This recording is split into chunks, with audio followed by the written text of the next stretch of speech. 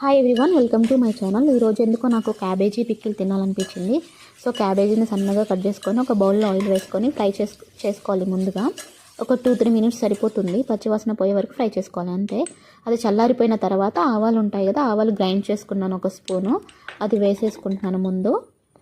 Next వచ్చేసి కారం సరిపడా వేసుకుంటే సరిపోతుంది.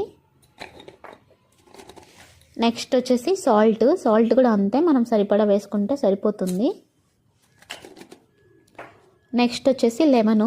సో నేను చేస్తున్న క్వాంటిటీకి హాఫ్ ముక్క సరిపోతుంది.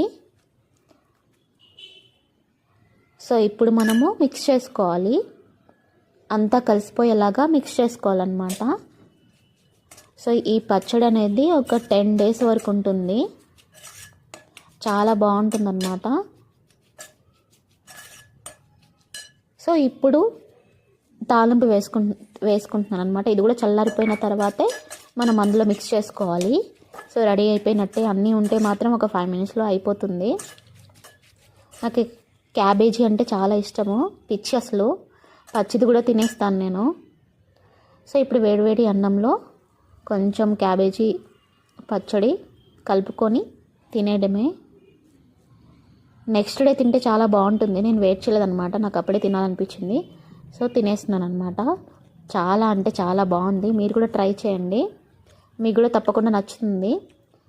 Thank you for